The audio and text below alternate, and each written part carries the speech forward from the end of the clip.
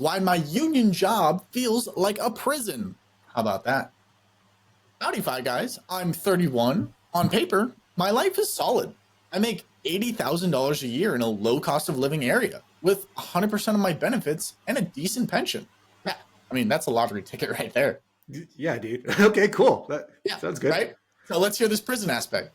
So my income has allowed me to own a home. Beautiful. Keeping my bills manageable and enjoy a few luxuries here and there. But there's a catch. My job is soul-crushingly boring. I don't know if I can keep doing it. Okay. What are we talking I've worked jobs that are really boring. So Same. I can get it. Let's go on. All right. For almost 7 years, I've been bagging salt. That's it. My whole day boils down to this. I grab a 50-pound bag of salt. I place it under the machine. I let it fill with salt. It stacks on a pallet. Repeat. Repeat that process about 1,000 times a day, 4 days a week. And it's monotonous, backbreaking work. And even though the pay is good, I mean, yeah, 80K is pretty decent for low cost of living area. I feel like my brain is rotting. For bagging salt. He's making 80K for bagging salt. Mm-hmm. Mm-hmm. I'm not trying to knock him on his parade. I'm just saying like 80K for like holding a bag of salt. Okay, well let's go on. I'm not trying to judge you. I mean, I'm not trying 80K, to judge you. 80K. That's 80K is over 6,000 a month. Yeah, sounds about right. So yeah, I do. I mean, let me continue. Let me continue before I make any final assessments. So there's no music, no headphones, no podcast, unfortunately. That sucks. Okay. That does suck. You know, something about safety regulations or something. You're just left alone with your own thoughts. The constant hum of machinery. Okay, so it could be a good thing and a bad thing. You know, being alone with your own thoughts. It's really funny. I was going to say, like, if this was me in this situation, I'd have podcasts and constantly, I'd be learning and be like, yeah, I'm getting a workout, holding 50 pounds a day, and I'm learning information. But then he immediately says, like, but we can't listen to information. So he goes, like, so you're alone with your own thoughts. And the way my brain goes is like, wow. Instead of saying, like, I'm alone with my own thoughts, this sucks, it'd be like, what an amazing opportunity to explore the recesses of my own mind. Like, this could almost be meditative. Like, you have the ability to meditate 8 to 10 hours a day, because you can meditate literally anything. You can meditate while washing the dishes. I try to do it all the time. I'm not good at it. I have to usually sit down, but you have the ability for your job to try to get meditative every day and just be 100% present. So I'm curious as to what the issue is. You know, like you always tell us, most of life's problems are because we can't sit in a dark room alone with our own thoughts. And this could be the situation that he's in. Being that it's a lousy, noisy room with tons of salt and backbreaking work, but I digress. The job demands are relentless. Most new hires don't even last a year. You get a week of training where the expectations seem manageable, bagging about 300 bags a day. Then a week or two hits and you're thrown into the deep end. 1,000 bags a day or you're out. You know, I want to pause real quick right there. I wonder how long he can keep doing it physically. Not so much mentally, but physically. Because that sounds, I mean, that's 1,000 bags a day. I mean, he said it was 50-pound bags. I mean, that's not light. And yeah. I've seen some jacked old guys. Don't get me wrong. My dad's, he's very strong. He's got that farm strength, that construction guy strength, you know? So you can do it, but that's at a high tax on your body. So yeah. So I wonder if that's what it is. It's like he's telling himself a story like, this job is also taking my health, my like vitality, because it's forcing me to do this stuff. Yeah. Yeah. And again, it's a choice for you to see it that way. Because I just realized that from reading this again, it's not just $80,000 a year, 100% benefits and a pension. Like, pension for bagging salt sounds crazy. Like, the only people that are getting pensions right now are like military. Yeah. And cops, some cops. And fire, yeah. Like government jobs are getting pensions. Government, yeah. Not really. Maybe not class executives, maybe, but even then, it's like, so there's no room for error. If you fall short even once, you get a warning. 3 strikes and you're fired. I've seen it happen countless times. people burning out, injury, or simply unable to keep up with the brutal pace. I've been here long enough to be the veteran on the floor. The guy closest to me in seniority has only been here a year. The other 3 workers, less than 6 months on their belt. And they're already complaining about how miserable the job feels. So wait, I wonder, I'm just going to pause real quick. I've found, at least in my experience working at different places, if your coworkers are jolly, if they have the same mindset, if they're fun to work with, time flies, right? Yep. Or if you have someone, it's like, dude, this guy sucks, it's like, you know what I'm saying? So I wonder if, like, would he be complaining if he had, like, his friends there working with him? Like, these guys are like amigos. It's like, oh, let's talk about the game. It's like, let's do this. But it sounds like, I mean, with the noise, with the work, there's like no time for, office banter or anything like that. So I also wonder, and this is just me like pontificating on something that I don't know, because who knows, is, when you like come into a place and you get your training and like they come and they like meet you to the veteran guy and they're like, hey, this is Chuck. He's been here for 6 years. Chuck's going to teach you all this stuff. And then you go to Chuck and you're like, all right, Chuck, I'm ready to learn. I'm happy, bright eyes. And Chuck goes, get ready for the worst hell of your life. Like, this is all going to be awful. And then from there, like, you're just like, oh no. Like, and then he brought you down. Now imagine, I don't know this for a fact, but imagine if our writer is that person in the office. He's been there the longest, and everyone that comes in filters through him, filters through his negativity. Everyone looks to him for guidance of how do you do it. And he's just super negative all the time. And then that feeds down to them being negative. And now we have a positive feedback loop of negativity. Everyone just bitching and complaining and bitching and complaining. And now in your brain, you've made it out to be this $80,000 a year job where you're bagging salt, which sounds physically very taxing, has now become like the worst thing because you've told yourself a story that you're doing the worst thing in the world. I was just thinking, like, if you had this job, right? So to our listener, and tomorrow your boss comes and goes, hey, we have a new machine that's going to do all this for you guys. So yeah, bye. How would you feel then? That's a very interesting way to look at it. To be grateful, to look at it through the gratitude lenses. Yeah, I mean, what would you do if your job was axed tomorrow? I know a lot of us don't like our jobs, but that job puts food on our table.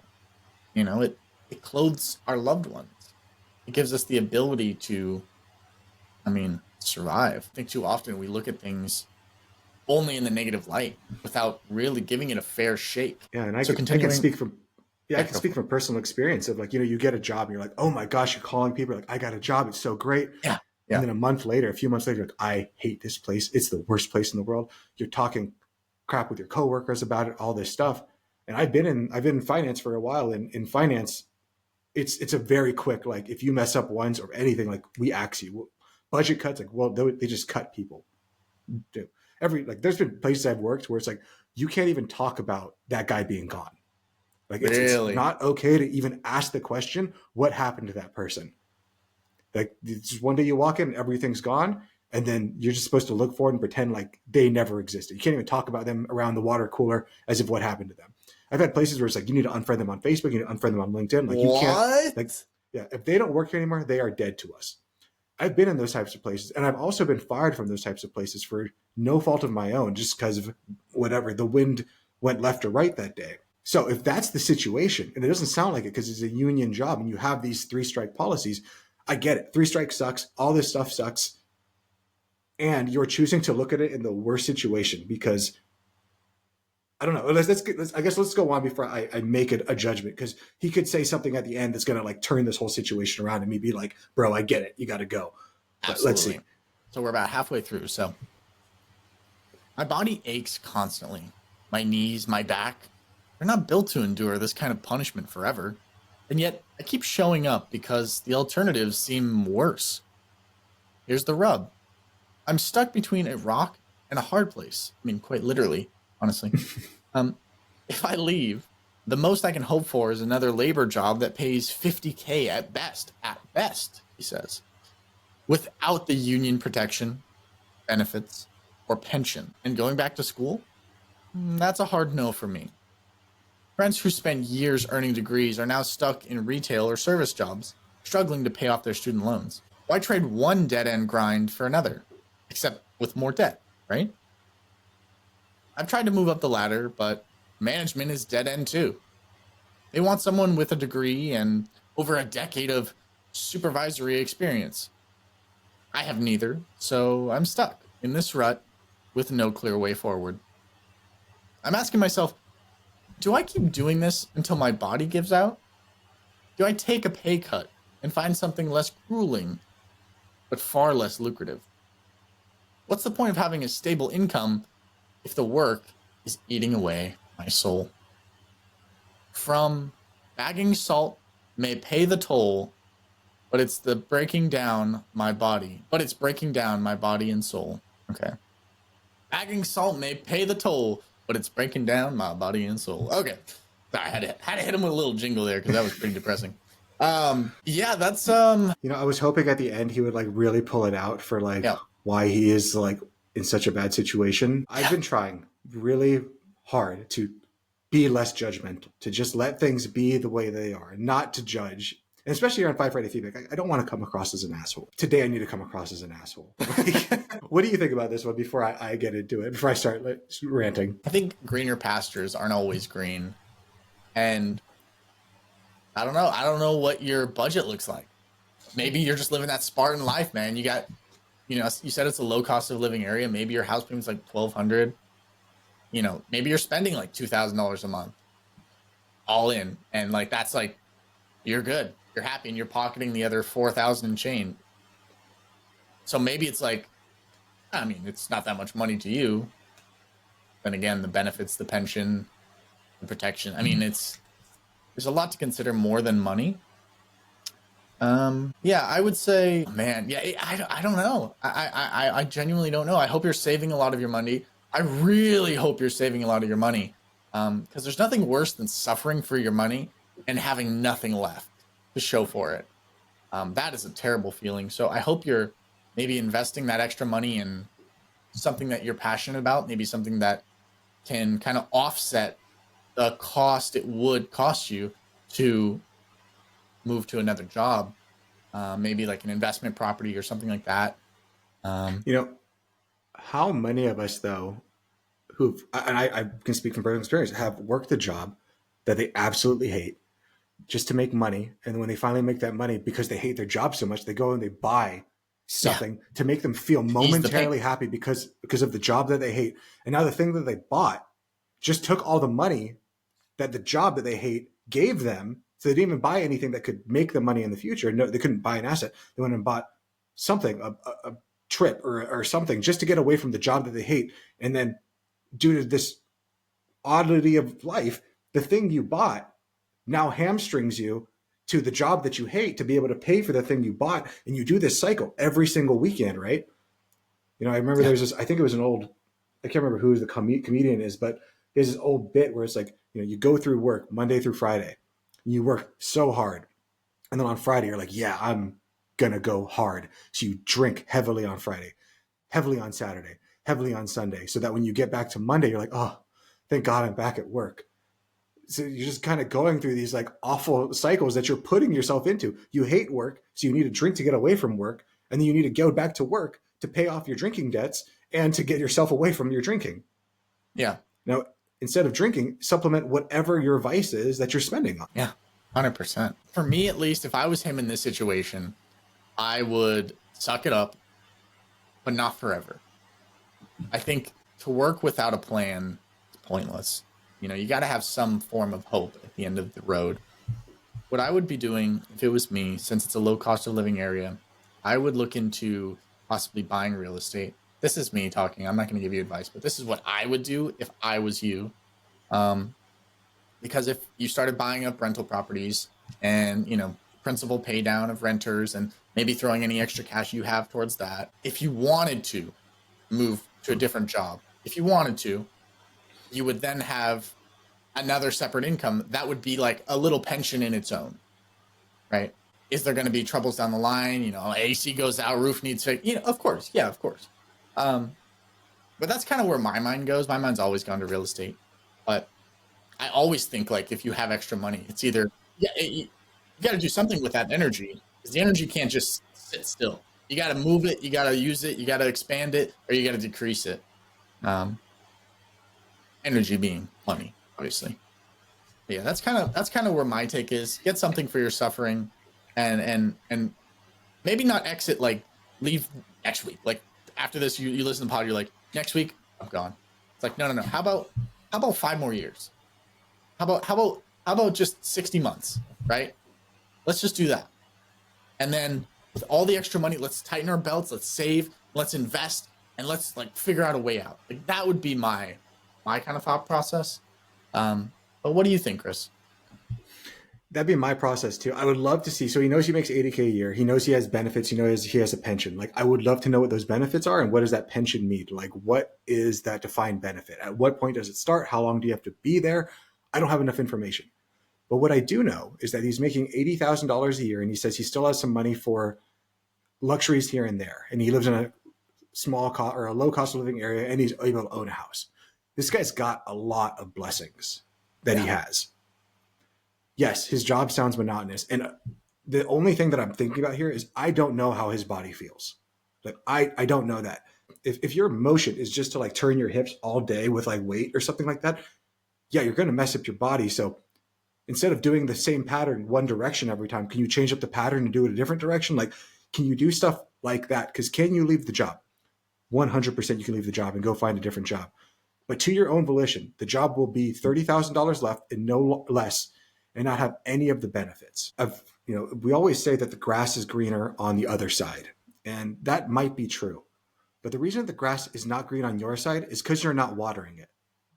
When you get to that other side, just because it's green because somebody else has been watering it and now you take over that property and you don't water the grass, it will eventually become just like the opposite side. So I'm trying to think about that, like analogy of grass is always on the other side. Well, yeah, because you're not there messing it up. But the moment you get over there and you start messing it up, the next job is going to feel even worse because you're saying like, yeah, the other job I'm going to get is going to be $30,000 less, but it's also going to be a hardworking job, a labor job, because it sounds like labor is the thing that you believe you can only do. Yeah. And now I can imagine you get that other labor job, and yeah, maybe you're not doing the exact same motion every day, but you're going to find a new motion that you're going to be doing every day for $30,000 less, no pension, no benefits. Is that reasonable for you? Earlier on in the podcast, Dominic, you asked me how much of being financially independent is your mindset versus the actual specifics of the numbers. And I told you it's somewhere like 80 or 90% is the mindset of, will I be okay? Can I get there? If you believe you can, you can. If you believe it's not even possible, you're not even going to try. So of course you're not. There's a part in this letter where he says that going back to work isn't for him. Trying to get a benefit or trying to work up in the company is not for him. He basically has told himself that he can't do anything more. He can't find any other job that isn't labor. He refuses to go back to school, and he refuses to try to climb the ladder to management. If you think that nothing else is available to you but this, then you are right.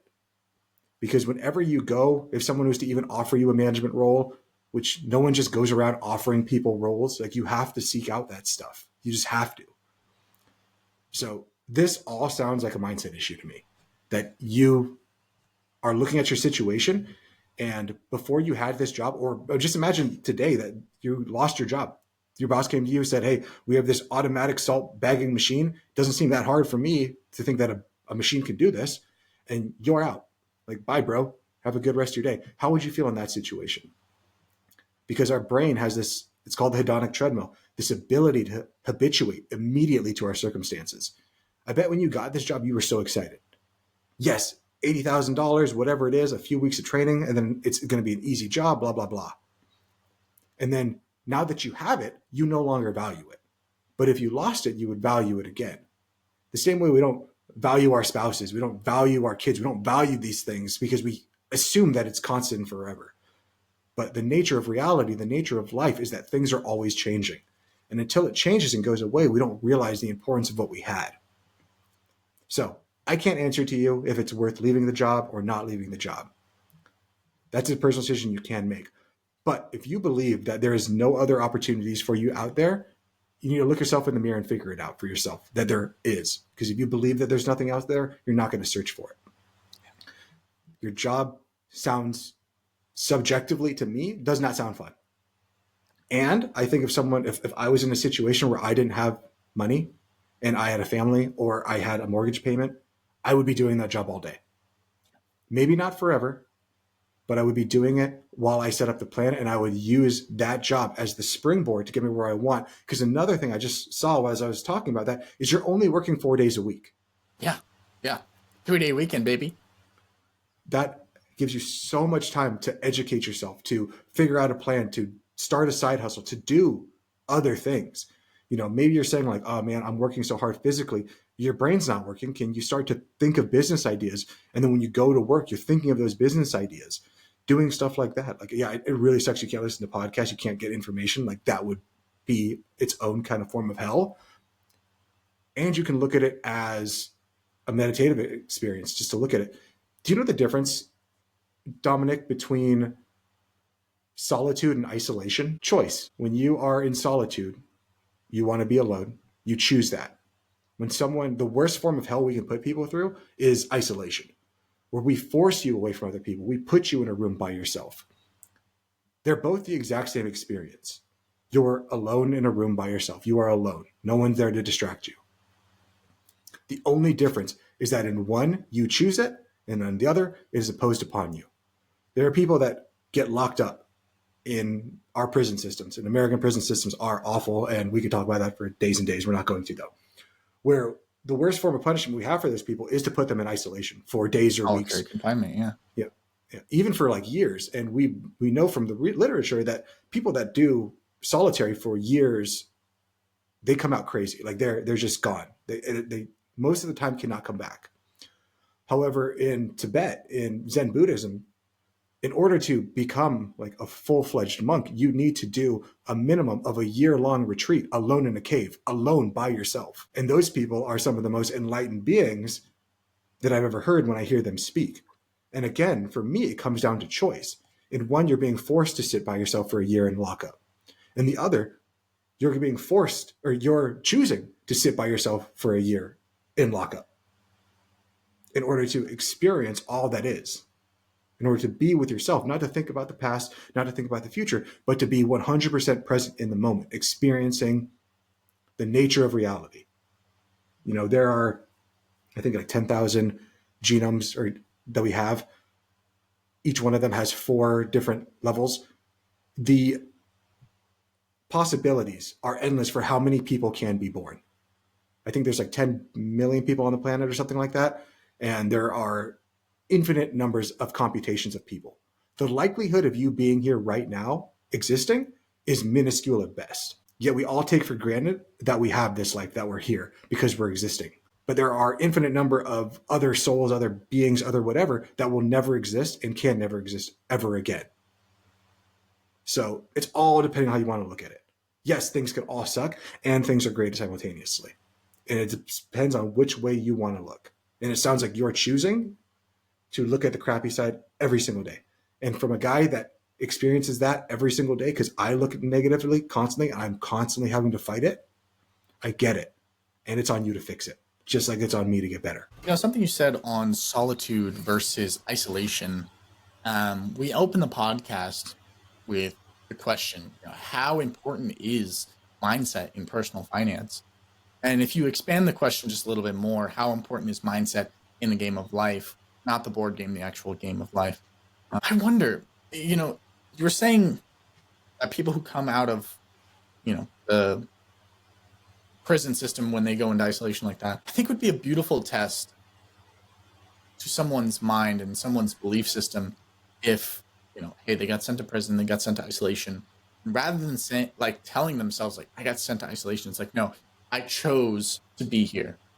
I chose solitude. I chose to be here by myself. I chose. Do you think that paradigm shift of extreme accountability, and not necessarily accountability, but that concept of control, that, it's like, hey, I got sent to prison. It's like, no, I didn't get sent to prison. I chose to be in prison for what I've done. I've never heard that framework kind of worked out. Obviously, no one wants to go to prison, but if you could convince yourself that if you're going to go anyways because of a crime or something, it can help. And I have an antidote for that A couple days ago, I was going on a run, and I'm training for a big race, and you step into the garage right before you open the garage door, the actual gate. You're gonna get it's warm in there, right? And you open the door and you're like, damn, it's freaking cold. And what I did was I told myself, it's like, this is gonna suck, and that's okay. But I'm choosing this pain. I'm choosing to go forward. No one's forcing me. No one's watching me. No one expects it of me. But I'm choosing to do it. And I opened that door and it was cold. It was real cold. But it wasn't that cold. But I know if I had a mindset of like, I open this door and like, man, it's chill. I just want to go inside. Like, it's so, I might get hypothermia. It's so cold. Like, and really it's like 50 degrees. It's like not that crazy, right? The mind is so much more powerful than we give it credit. And a lot of what Chris and I talk about on this podcast is purely just training the mind. Personal finance is personal, but you have to know yourself before you can be successful at being yourself. So I hope you're choosing the right mindset this week. I hope you're looking at things through the best vision that you can. It's so difficult sometimes. I remember a time when I didn't have this mindset, right? Where I only saw things through a certain way. But for this week's action step and what Chris was talking, I wanted to say that I hope you value what you have and don't take it for granted. Like our friend here, he has something great, but it is challenging. But make sure not to take your family, your work, your health for granted. And I know Chris had one more point he wanted to add on that. Yeah, I was thinking about that concept of choice to suffer. And I think that concept of choice really means everything, because there's so much in life that we have zero control over. The only thing we have control over is the way we respond to it. I do a cold plunge every freaking day, and I hate it every freaking day. And I think if someone was to grab me and force me into that water for 4.5 minutes, I would revolt with everything that I had in my body. Like, it would be excruciating. But the fact that I choose to stand there and I choose to get inside that water and I can choose to get out before the timer goes off, I have the choice. Is it bad? Yeah, it sucks. But it's not the worst thing in the world. I can't remember. I might say the name. I might have the wrong general, but hopefully I'm right. I think it was General Stockdale. During the Vietnam War, he was a pilot. And he got ejected from his plane, and he was going down towards the canopy where the Viet Cong were. And if it is Stockdale, Stockdale was a big stoic. He read Stoicism. He was very big into Stoicism. And according to his memoir, as he was going down, he said, I leave the world of man and I enter the world of Epictetus. Epictetus was one of the first Stoic philosophers. He was born a slave. His leg was mangled by his master. And he understood. This is a man who understood. Epictetus is a man that understood what suffering was, understood the way of the world, that it was not what he wanted. But the only thing that he had was control of his mind, how he responded. So when Stockdale got down there, he got imprisoned. His bones were broken. He had all of these things happen to him. And from his memoir and from reading some of the letters that some of the other men wrote about him having him there, was one of the strongest people there, that he was able to tell to rally his men around him in one of the worst situations that a human being can find themselves in, because he defined his suffering, that one day when he got out of this suffering is going to mean something. I'm going through this not for myself, but for my men.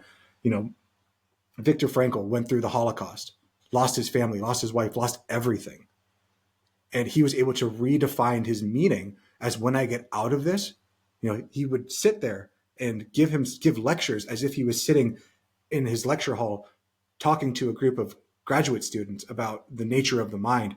And of course, that wasn't happening. It was all happening in his mind. But after he got out of Auschwitz, he had the opportunity to go and give those talks that he was thinking, these are what's getting me through, are these moments, these little things. The common thing that we all have as human beings is consciousness. And in truth, I only know that I have consciousness. I don't know if Dominic does, but Dominic has consciousness because he tells me that, and I have to believe him. And he doesn't know if I have consciousness. He has just to believe me.